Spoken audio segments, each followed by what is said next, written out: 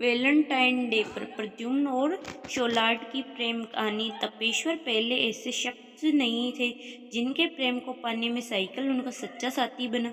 इससे पहले प्रद्युम्न ने इस साइकिल को अपना प्रेम कहानी का अहम हिस्सा बना चुके थे। उड़ीसा के एक गरीब परिवार का लड़का था प्रद्युम्न कुमार महानंदी। ये गरीब जरूर था लेकिन गुण ऐसे कि तत्कालीन प्रधानमंत्री इंदिरा गांधी तक वही लूट ली थी।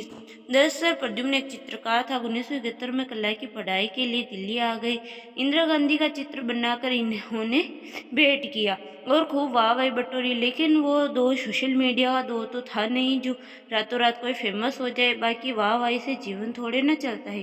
जीवन चलाने के लिए प्रद्युम्न ने दिल्ली के कर्नाट पैलेस में एक छोटी सी जगह देखी और वहीं बैठकर लोगों के चित्र बनाने लगे।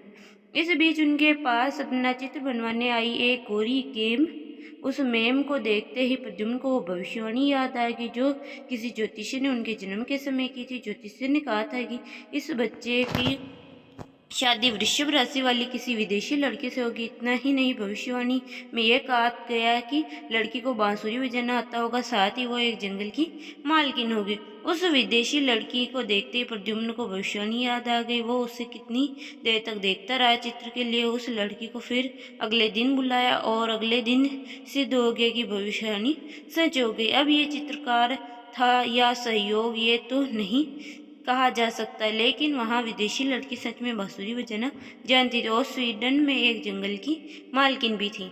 बातें हुई, मुलाकातें हुई और दोनों को एक दूसरे से प्यार हो गया। मगर नियति इतनी आसानी से प्रेम को कहाँ मिलने देती है। विदेशी लड़की जिसका नाम शोलाड था, उसे अब अपने देश लौटना था। उसने प्रद्युम्न से कहा कि वो उसके साथ चले, लेकिन प्रद्युम्न की कला की पढ़ाई अभी बाकी थी।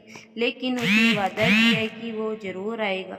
शोलाड प्रद्युम्न का वादा और उनका प्यार लिए स्वीडन लौट गए। इधर समय बीतता रहा। वैसे तो समय के साथ कई वादे भूल दिए जाते हैं, कई रिश्ते टूट जाते हैं, मगर ये रिश्ता इतना कच्चा नहीं था। 1.5 साल बाद प्रद्युम्न की पढ़ाई पूरी हुई। अब उसने अपना वादा निभाना, लेकिन ये इतना आसान नहीं था। उसके पास इतने पैसे नहीं थे कि वे हवाई जहाज का टिकट खरीद सके। लेकिन प्रेमी तो पागल होता है ना, वो प्रेम के सिवा कुछ नहीं सोच पाता। प्रद्युम्न ने भी अपना पागलपन दिखाया और उसने 60 रुपए की एक पुरानी साइकिल खरीदी। 200 रुपये पॉकेट में रखकर साइकिल पर सवार हो निकल पड़ा 6000 किमी लंबे स्वीडन के सफर पर। हर रोज 45 मिनट साइकिल चलाता था। पैसे भले नहीं थे उसके पास, लेकिन कला थी।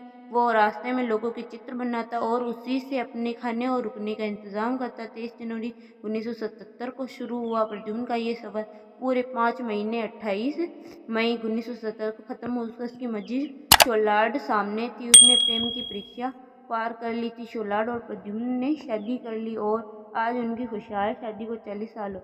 आपको ये कहानी कैसी लगी कमेंट करके अवश्य बताएं।